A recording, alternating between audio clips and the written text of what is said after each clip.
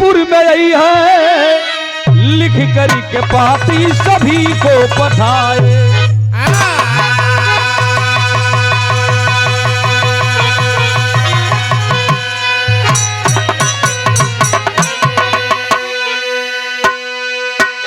अरे बाबू बात के समझ लो, धीरे धीरे कहानी साफ समझ में आप लोग के आवत रही, तब बिरहा का आनंद आई। मर्यादा पुरुषोत्तम भगवान राम बंदर भालुओं की टोली सजा करके लंका पे चढ़ाई किए, परिणाम विजयी हुए। और जब विजयी हो कैलन घरे, तब भरत भैया कहला कि भैया हो, आंख में झरझर झरझर आंसू हो, मर्यादा पुरुषोत्तम भगवान राम रो रहे हैं कि हमार बाबू इस दुनिया में ना हो। तो भरत कहला कि भैया बाबू ना हो, इतने ना ही, ये तोहरे खातिर कुल काम क्रिया इनके छोड़ दे कि जब भैया यहाँ तब बाबू का काम क्रिया हुई। बाबू मर्यादा पुरुषोत्तम भगवान राम अपने छोटे भाई लक्ष्मण को बुलाए और बुला करके कहे कि देश के कोने कोने राजा ऋषि महर्षि सबको निमंत्रण दो कि फलाना दिन को मर्यादा पुरुषोत्तम राम के पिता का तिरही है। सब भोजन भात पर आ जाओ। बाबू हो, भैया का आदेश पाई के धावन के ले के साथ में देश के कोने कोने राजा ऋषि महर्षि सबके न्योता देहलन है। न्योता दे करके इलन भैया न्योता दिया गई। जैसे आज हमारे विनोद चचा के माता जी ने हमारे फुआ जी का काम क्रिया होता हो, भोजन पानी बनल हो, लोग आवत हो जात हो खात हो, लेकिन कहल गई बा बाबू कि है कुर्सी बड़ा लालची चीज बा, चाहे छोटकी होके तो चाहे बड़की होके। 5 गो पुरनिया जाके देख, 5 गो पुरनिया खड़ा रहता ना, लड़का 2 गो शीशी मार के कहता से पहले हम खाई मर्दवा हट, केहू सम्मान नहीं करे के तैयार कि रह भाई पुरान वालों पहले ये लोग खा लो तो हमन का खा ले जा। यही से कवि के लिखे के पड़ल, का लिखे के मास्टर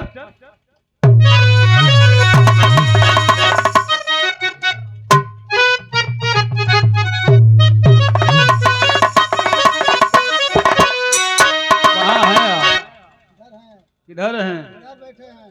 सीए की और दुनिया है, अरे बसीए की और दुनिया है, रईसी संसार के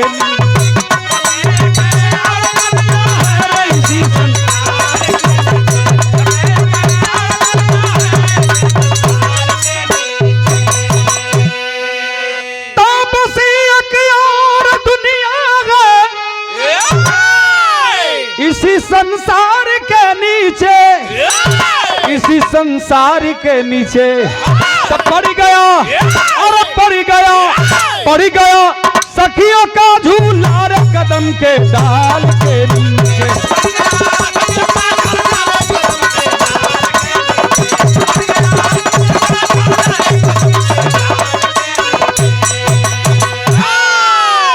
लेकिन ए बाबू इत गीत रहा है, कितना सुंदर भाव कवि जी लिखलन है, तनी गौर करिए है बात पे बाबू।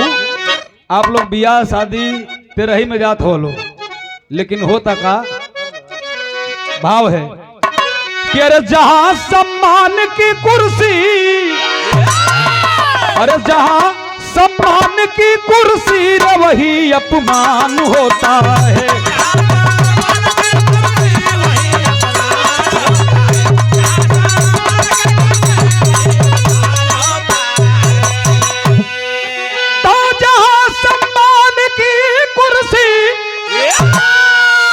वही अपमान होता है, वही अपमान होता है। लड़े जो और लड़े जो आन के खातिर रे वही बलवान।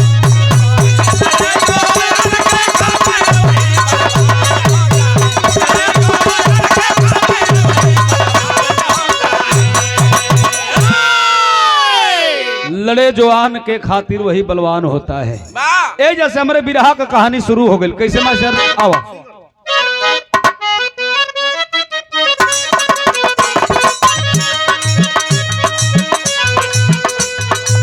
अवध के राज्य में आज राम जी का शासन है, राजा ऋषियों का सजा हुआ सिंहासन है। विश्वामित्र मुनि गुरु जी बुलाए गए, बड़े आसन बड़े सम्मान से आसन पे वो बिठाए गए। दूर देश के जो राजा वहां आते थे, मुनि के पास जाके शीश वो झुकाते थे। शकुंतला राजा समारोह बीच आया है, शकुंतला राजा समारोह बीच आया है, शकुंतला राजा समारोह बीच आया है। मुनि के पास जाके शीश ना झुकाया है।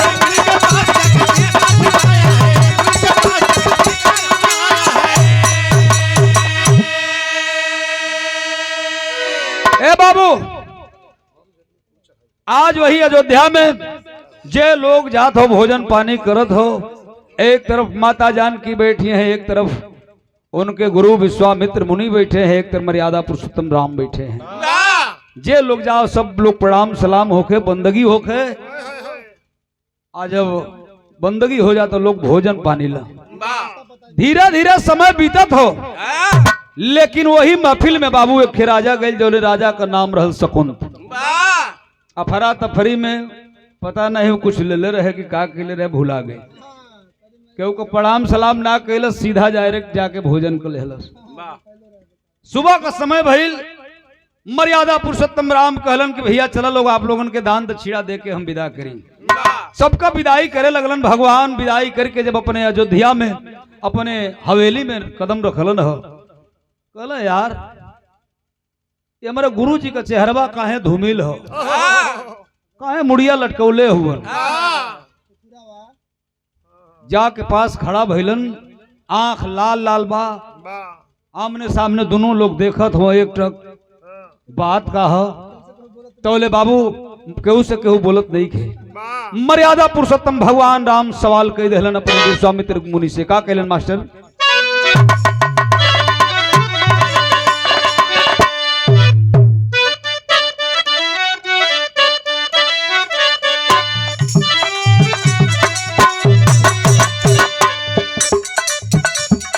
बोला गुरु कावानी हो कारनावा,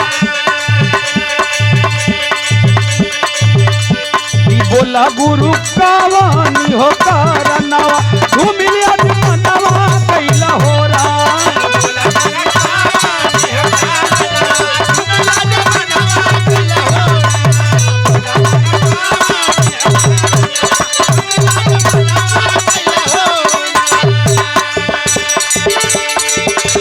रघुकुलरी सदा चली आई,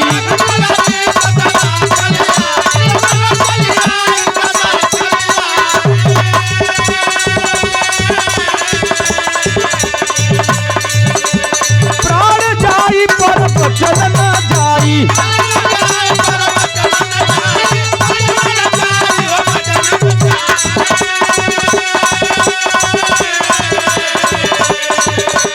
नहीं रही धरती नहीं असमना, नहीं रही धरती नहीं असमना, कवन करनवा बोला होना।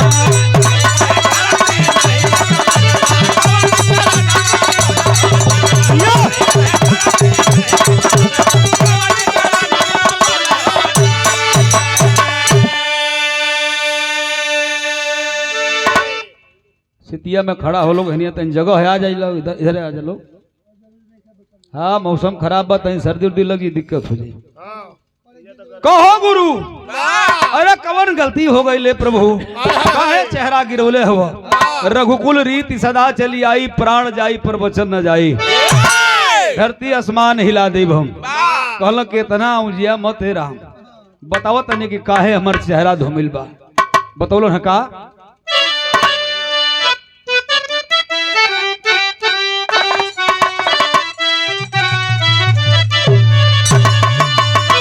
गीतिया हुए बकी अरे सावन महीना सवनैया निकल गईल, देखा रवीना स्वर्गीय रामदेव बुल्लू गुरु के जमाना। अरे हो नहीं डी बाबा बोलवा देना। अरे रवीना को चलो है बर रवीना टीना मीना कुल ये कुल न चलता लो प्रेम कला यादव ये कुल न चलता लो।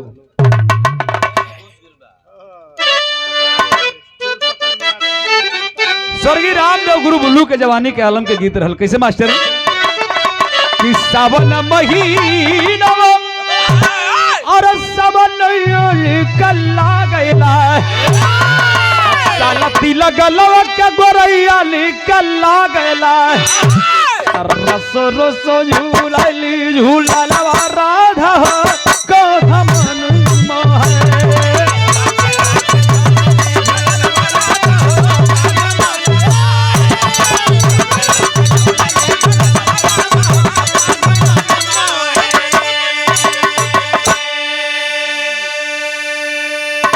विश्वामित्र मुनि मर्यादा पुरुषोत्तम राम से बतावत हो उनका कि आज राम हम के ना पिदैया निकल्ला गैला नहीं राम तो हरि सब कैया निकल्ला गैला हरिया जब भैला मनवा राम हो तनवा चरता हमार।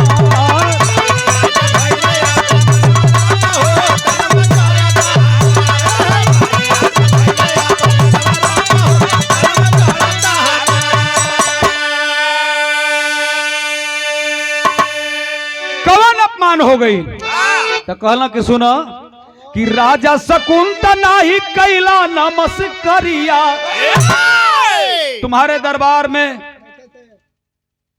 एक से एक धुरंधर राजा आए ऋषि आए महर्षि आए सबने हमारा सम्मान किया लेकिन एक राजा जिसका नाम शकुंत है वो मेरा घोर अपमान करके चला गया। कैसे कि राजा शकुंत नाही कैले नमस्कारिया हमारी चरण में चाहिए उनकी मौरिया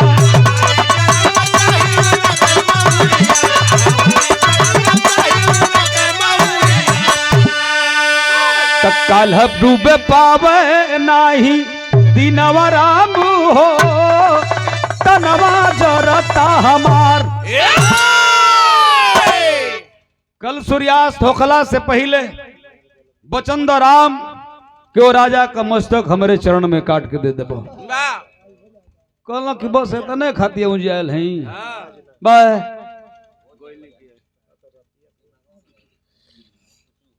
राम घबराई मत। काल सूर्यास्त होखला से पहले वो राजा का मस्तक आपके चरण में हुई।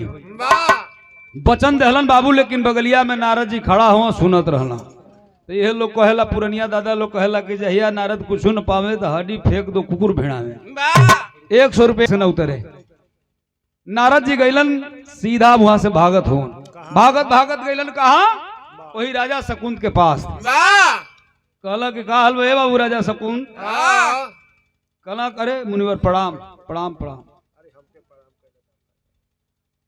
कहला का बात है कैसे आगमन भइल। कहला कि कलिया कहीं गइल हल। कहला कि हाँ गइल हली का पूरी खाए गइल हली राजा रामचंद्र जी के बड़ा मजा आयल। कहला कि तो इहो सुन लही तो बड़ी हितई कैले बड़ा बहुत भारी गलती कैले ऐसा सन बात है सगरो पूरी खीर सूद सहित सूद समेत बिचवे में से फेंक देबो। कहला ई का मतलब अतः ऐसा सन बात है मर्यादा पुरुषोत्तम राम विश्वामित्र मुनि के वचन दिले हुए। कहलस किया है दादा कांपे लगल बेचारा राजा। कहलस की तो बड़ा भारी गलती हो गई। दुहाई सरकार के हे मुनिवर हमार जान बचा ली। कैसो बचा ली भगवान। कहल कि जान बची हम जो सिखावत तनी यही के सीख लो आज तनी कह तनी तने करिए से आगे अधिका मत करिए। लिया के चल गए बाबू धीरे धीरे बहुत दूर कहा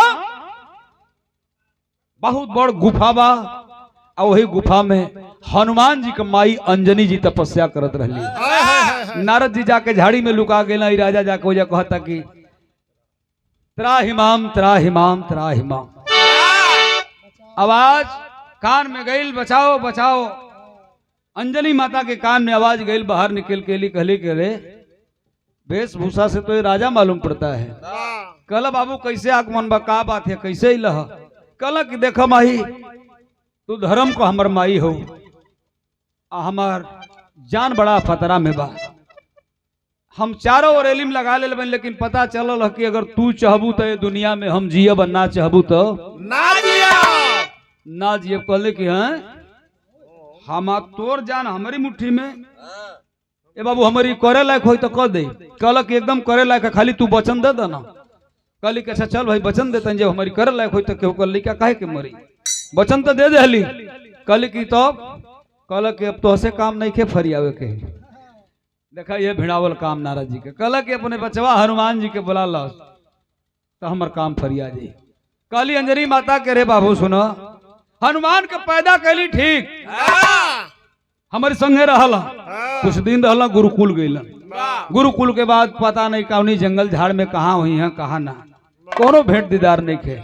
कहला कि सुना सुना घबरा मत, माई को आहे बेटा खाती बहुत होला। ए पंचो है तना लोग बैठल बड़ा, बाप के तनी बाद में बुझाई अबे लइका तो हर बिल्डर फिटर बाटे। अब बम्बई में चाहे कहीं भी बा, लइका छोट तनकी से झटके से गिर जाओ ना, माई उठ के बैठ जाए कि हमारी लाल के कुछ हो गई। ए बाबू स्मरण कैली, आंख बंद करके याद कैली रहे। जब याद कैली बाबू हनुमान जी के पहाड़ जैसे शरीर लेके धड़हड़ हड़हड़ हड़हड़ हड़ा के खड़ा हो गए।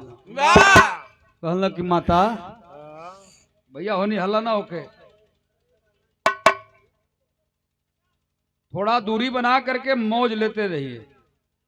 इधर मुर्गा का जान जाई, खवैया का सवा देना है।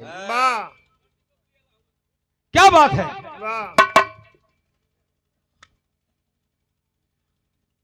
हनुमान जी आके अपने माई के पास खड़ा बहिलन, अपने माई से सवाल केलन। का सवाल केलन रमेश भैया?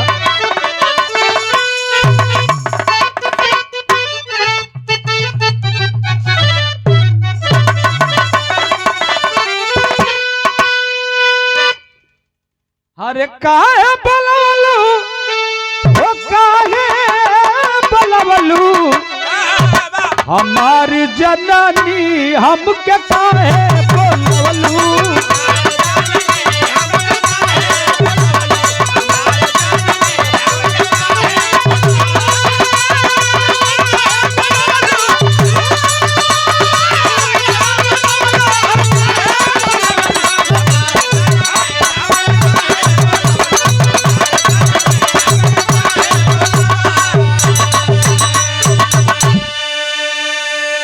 हमार जननी हमके काहे बोलवलू। तब हनुमान जी के बात सुन के अंजनी माता कहली का कि मांगी लाल तो से के मंगनवा, अरे राजा शकुंत के बचा ले बजना।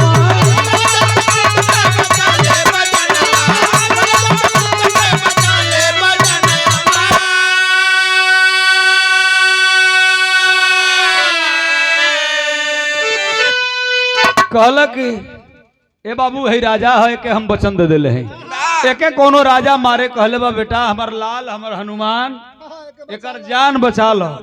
तब हनुमान जी गरज के कहला राजा शकुन से, कहला कि अरे अरे कवन वीर मारी, कवन वीर मारी नमवा बतवलू हमार जननी हमके काहे बोलवलू।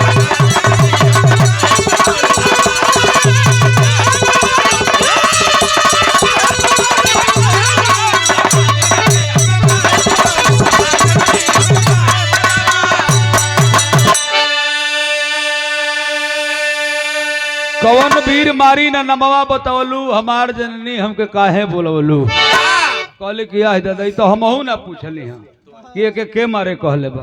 हनुमान जी कहला कि करे कौन है बता, कौन मारा मारने के लिए कहा है तुमको। जब इतनी बात सुनल गच तने घूम गई। कहला कि काहे पीछे कई हौदिया काहे दिखावत है। धीरे धीरे चल देलस गाड़ी का 1 नंबर गियर में, पैदल पैदल चला जाता। हनुमान जी पीछे से पूछत हो कि के मारे कहले बा, तो 2 नंबर लगा देल। तनी फलगर चले लागल, हनुमान जी पीछे पीछे तो 3 नंबर ठोक देल। कहला कि साला का मजाक करत है, बड़ा जोकर किस्म के, तो 4 नंबर ठोक देल।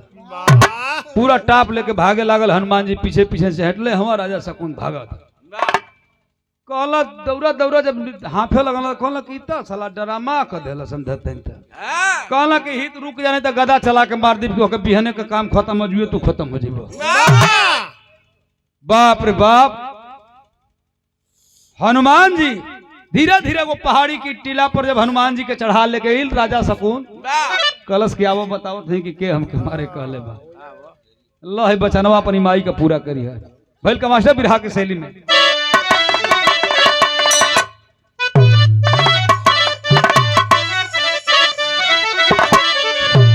कि लड़ाई करब कैसे बजरंगी अरे लड़ाई करब कैसे ओ लड़ाई करब कैसे बजरंगी मस्तक मोर ले जाई हरण में राम रघुराई।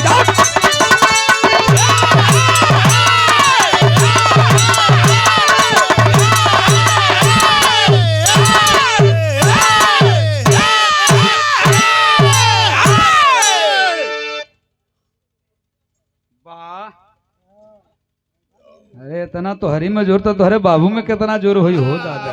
बजवा के देखले बड़ा का उनसे। अरे वो ढोलक कोलक पहलवान हो ऐसा थोड़े बड़ा बजावे के ना कहीं गावे थो ना तू गवैया ना हुआ क्या बात है। बजरंगी मस्तक मोर ले जाई हरण में राम रघुराई। और जब राम का नाम सुनला हनुमान जी बस वही पहाड़वे पर से गस्त आ गई आँखिए बंद हो गई अनहार हो गई पर से डगरात हड़ात खड़खड़ात मुँह के बगल आके गिरना चप आके हवा हुकता कहता कि हनुमान जी अब ना पूछब कि के मारे कहले बा अब नहीं खेते जी कहला कि हट सारे हवा आवे दे। गदा हनुमान जी उठावलन हो आ गदा उठा के लेके चलत हो तो जैसे लगल है कि हनुमान जी के लकवा मार देले गदो नहीं घिसिरावत घिसिरावत कैसो पहुंचला अपने माई अंजनी के पास। बाबू आंख में झरझर झरझर आंख से आंसू चलत हो रोवत होवन हनुमान जी।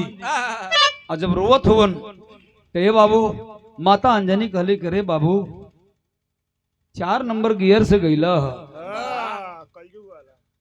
जीरो से बन जीरो उन्हीं से हीरो बन के गईला उन्हीं से जीरो बन के आ गईला मतलब कहीं वो तो के राजावा मार ना देला सा काहे रोवत हो कहला कि रे सुनऊ का मारी तू तो पहले ही से मुअल बा तब मतलब रोवत काहे हुआ। तो हनुमान जी अपने माई से कहलन है का कहला मास्टर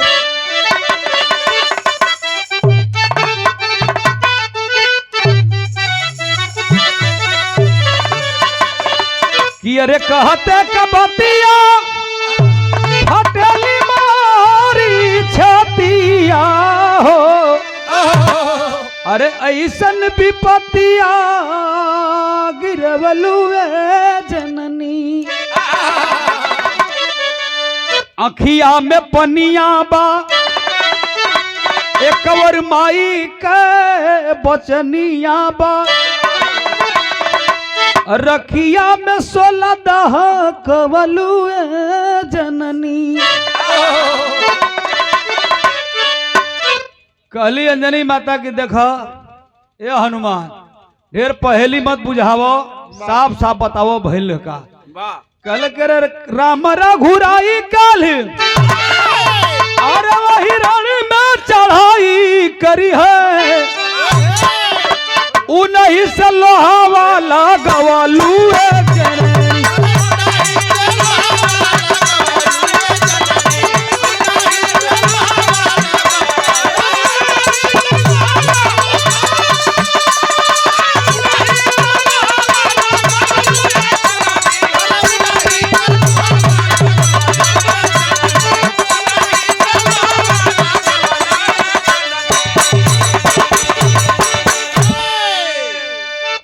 जानत हो कैसे लड़े के हो जवना चरण के हम दास हैं जिंदगी भरी जवनी चरण के हम सेवा कैली मर्यादा पुरुषोत्तम राम के उन्हीं से लड़ाई करे के जब उनसे लड़ाई कर तब एक ससुरा का जान बची अधेले बोले फांसी गिर बा पता नहीं कौन लकड़ी लगौले है लकड़ी तो लगौले हो नारद जी।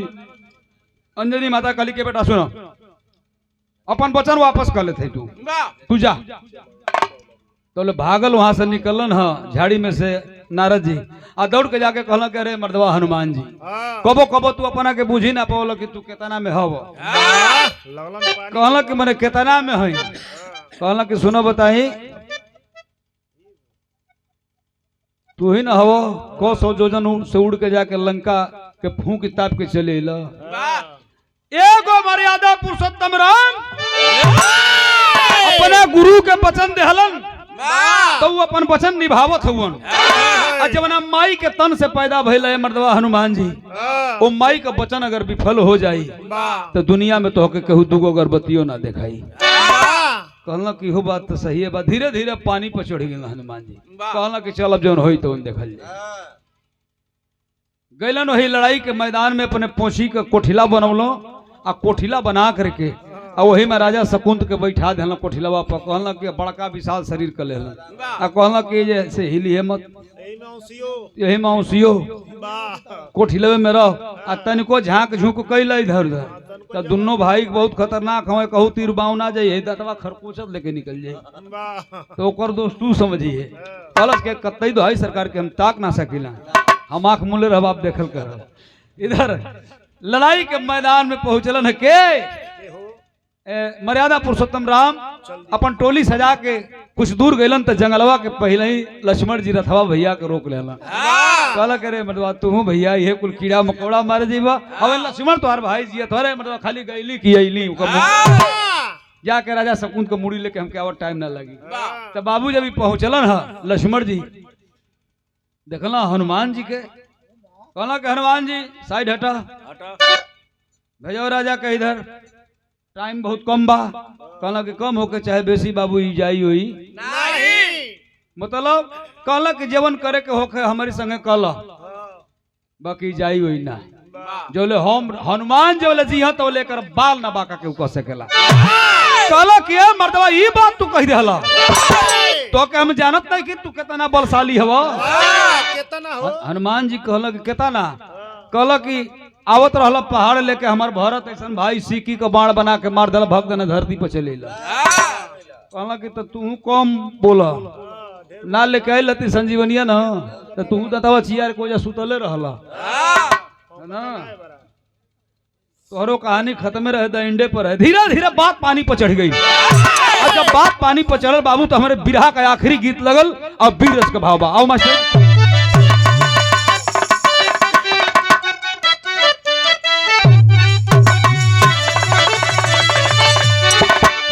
धरती कापी गई तब कापे धरती कापी गई तब कापे आसमान रे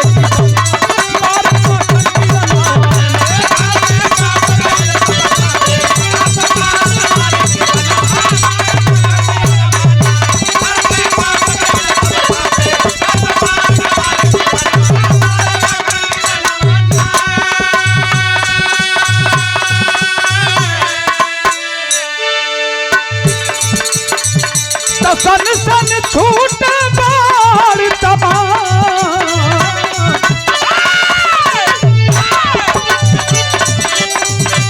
सन सन छूट बार तबा बोले मुनिवर सुन लो बोले मुनिवर सुन लो लाते होवे लागल ये न पाओगे तुम हमको ये न पाओगे तुम हमको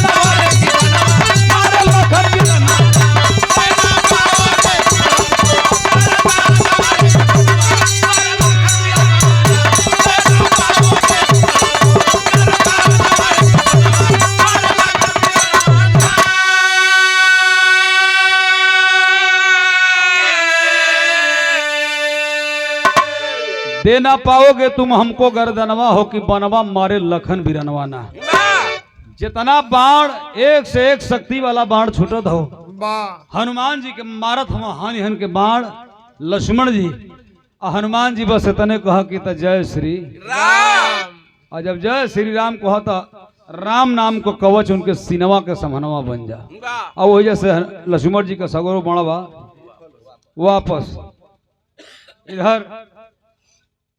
इधर दिव्य दृष्टि से देखलन है विश्वामित्र मुनि कहलन कि हाँ तो ठीक राम ठीक डरामा होता कहला कि मतलब कहला कि हमें से हम बैठले आंख बंद करके देख लेली। एक और भक्त अपने हनुमान के भेजला हो, एक और अपने भाई के हच हच हच हच बाण चलावत हुआ, घच घच घच घच खाली करत हम गजुआ गए मुँह थूके से भर गया, कुछ होते ना। क्रोधावेश में इलन बाबू मर्यादा पुरुषोत्तम भगवान राम स्वयं धनुष और बाण लेकर चल दिए लड़ाई के मैदान में। देखलन जाके हनुमान जी के, कहला लक्ष्मण तन तू पीछे हटा। बातचीत होके लगल, कहला कि हट जा हनुमान, सामने से हट जा, नहीं तो बहुत बुरा हो जाई, ये धरती पर तोहके जियत ना छोड़ो। कहला कि ना छोड़ब ठीक बा, जियब चाहे ना जियब, लेकिन हमहू फसल हैं। बात धीरे धीरे पानी पर जब चल बाबू, तो आज भक्त के ऊपर भगवान का बाण चले जाता। वास्तव बिरहा आखिरी आल्हा लाइन।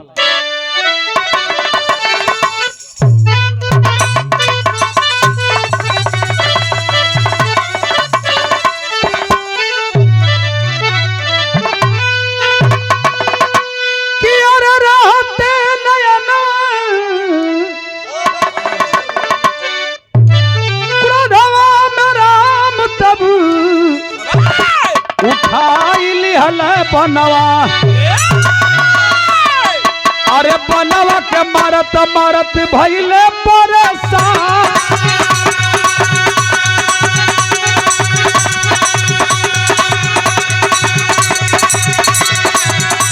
अरे बनवा के मारत मारत भइले परेशान।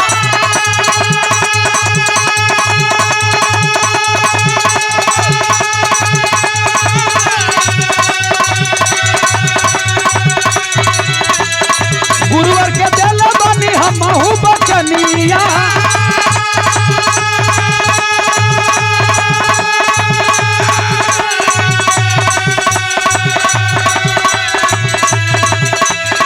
माटी में मिलाई दई दुनिया जहां।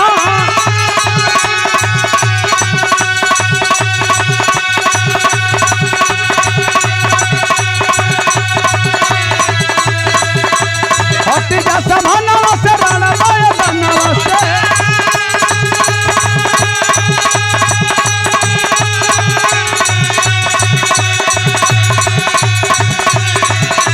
बोले बजरंगी कह के सीना उतार।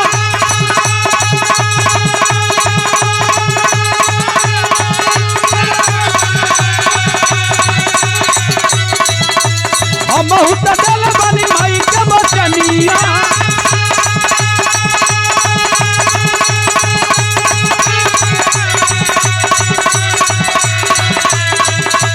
राजा सकुंत के बचावे बजर जा।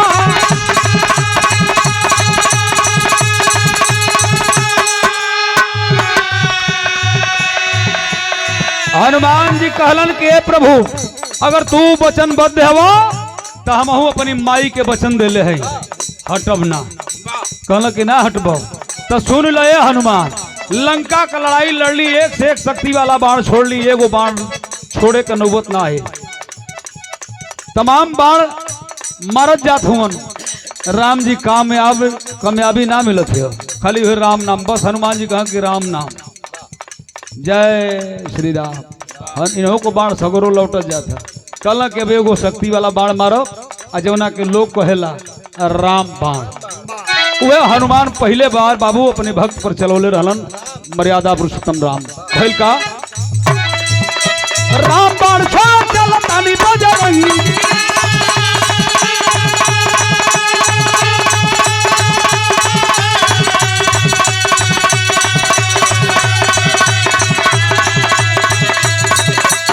दुनिया में केहू न बचाई तो हर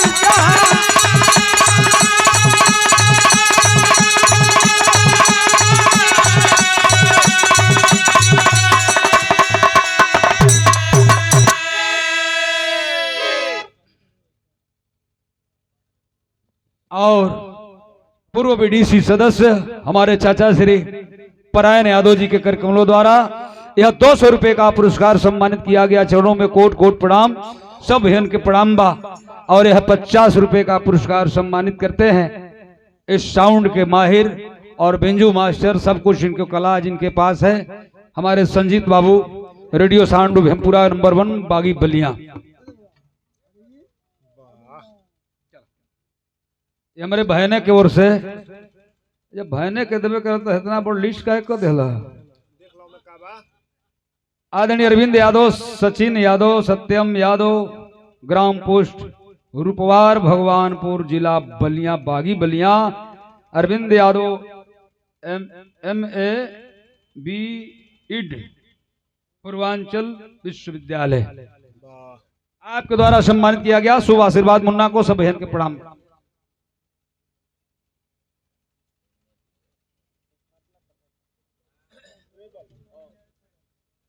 और ये हमारे रिश्तेदार हैं आप विनय यादव, सॉरी विनय यादव जी बंजारी थान के पावन धरती से सम्मानित करते हैं। बहुत रुपयों का पुरस्कार भाई की ओर से, बहुत बहुत प्यार मिलता है आप लोगों से, बहुत बहुत धन्यवाद। ये बाबू राम जी हनुमान जी के ऊपर राम बाण चला देलन, राम बाण चलोलन बाबू तो आकाश मार्ग से आग का 16 हनुमान जी के जरावे खातिर चल देलस। जब आग का 16 चलस हनुमान जी के जरावे खातिर तौले भगवान भोलेनाथ के तीसरा नयन खुल गए। कहल के रे ई कैसे हो जाई, अनर्थ होता। हमार रुद्र रूप इगर हमार रुद्र रूप अवतार हुआ हनुमान, हमार बचवा राम के बाण से मारल जे तो हम केहू के तीनों लोग नहीं छोड़ो।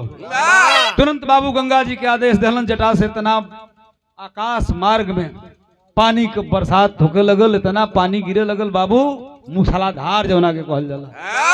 जितना आगी का 16 आवत रहे हनुमान जी के जरावे सगरो राख में तब्दील हो गई। देखा पीछे पीछे गिरत है धूर, भाई पीछे देखा का गिरा था, ऐसा गिरा था कि धूर गिरा था। और हमारे चाचा श्री राम सबद यादव सिपाही जी, उनके सुपुत्र हमारे दीपक भैया की ओर से यह 200 रुपए का पुरस्कार आया है। मालिक सलामत रखे, जीवन के हर मोड़ पे सफलता दे, यही मालिक से कामना है। बहुत बहुत धन्यवाद भाई को। तनी भाव समझिया सगरो राख हनुमान जी के देह पर गिरा था, कहला विश्वामित्र मुनि की अब का करबे राम, अब कौन बाण चलेब, अब सीता बाण चलाव, न तो दशरथे बाण चाहे दशरथे बाणवा चला दो। हाँ। धनुष बाण रख के मुड़ी नीचे बा कि करी तो करी का आज हम भक्त के सामने हारत है। तबले उन्हीं से नारद जी कहला कि साला अब काम फंस जाई, क्या के करी कपारे में मारत न पीछे से पड़ाक देने। कहला के सर ही तो बैठल हो कोठिला में, अब समय बा सूर्यास्त में समय बा, भाग जल्दी निकल। करी कहला कि झटके में बताओ तनी वही के कर का कहले मास्टर।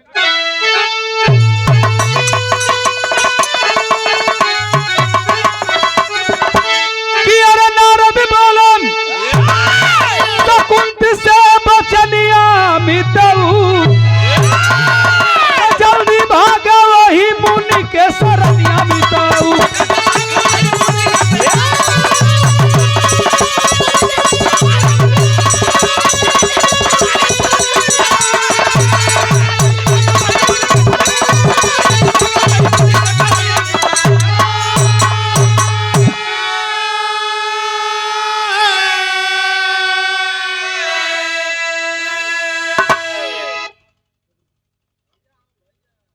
हमारे बड़का भैया अवनीश भैया के कार्यक्रमों द्वारा यह पुरस्कार आया है, सम्मानित किया गया 100 रुपए का पुरस्कार। जिस परिवार से इस पंकज गवैया को बहुत ही प्यार मिलता है और पूरे पूर्वांचल के लोगों से प्यार मिलता है। आप लोग हमारे धन हवा, आप लोग हमारे खजाना हवा, जहाँ ले पहुंचौले हवा हमके आप लोग पहुंचौले हवा। टीवी से लेके टेलीविजन कैसेट की दुनिया में हर जगह आप लोग पहुंचौलो, मालिक की कृपा हुई। यही महीना के बाद अगला महीना में अपन फिल्म भी आ जाएगी, टीवी से लेके हाल में हर जगह। तो बहुत बहुत प्यार बा आप लोगों के, एक हम करे खातिर आप लोगों का आभारी हैं। भाव देखा बाबू, विश्वामित्र मुनि के चरण में जा करके बिराया आखिरी पापा भैया तनी भैया भैया भैया ध्यान से, जगह बहुत बा, जगह बहुत बा, जगह खातिर परेशान बना। हल्ला ना होके बस तनी किसा ए भैया जा करके विश्वामित्र मुनि के चरण में गिरल हो आ कहलस के विश्वामित्र मुनि लो हई गर्दनो जौन मन करते उनको लो, सूर्यास्त होकला में समय बाकी हो, मन करे के काट लो चाहे जौन मन करते उनको लो। पूरी ले लो ले बाबू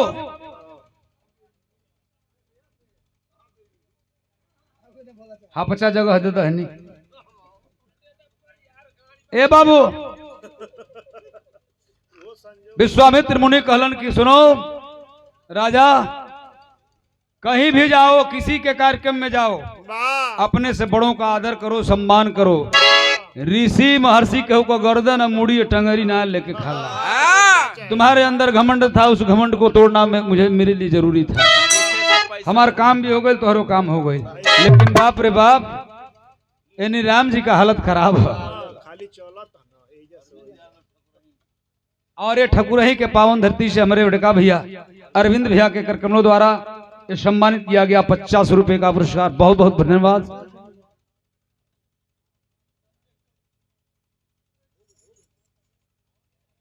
हमारे बड़का भैया, हमारे छोटू भैया के बड़े भाई भोलू भैया की ओर से यह सम्मानित किया गया 100 रुपए का पुरस्कार। भैया के चरणों में प्रणाम, सब बहन के प्रणाम बा। बिरहा मर्यादा पुरुषोत्तम राम को मुड़ी नीचे गिरल है तो भइल का, भोले दानी महारानी तब राम पास में आए। अरे मुनि अनोखा बात राम को समर बीच बतलाए। बाटे राम से बढ़ के राम का भजोलिया बिताऊ, तब जल्दी भाग वही मुनि के शरणिया बिताऊ। ए बाबू कहलन कि तू तो विश्वामित्र मुनि से कहला राम जी कि आखिर हम काहे हार गए अपनी भक्त से। कहला कि हार ना गईला राम, तुमसे बड़ा कहीं तेरा नाम है। जो इंसान इस कारण स्मरण कर लेगा उसको दुनिया में कोई हरा नहीं सकता है। यहीं से कहानी का अंत हुआ तो कहना है, जय जखाड़ स्वामी गुरजद्दू की लहराती फुलवा, त्रिशिष्य ही श्री नारायण संग मितवा अवधि बिहार।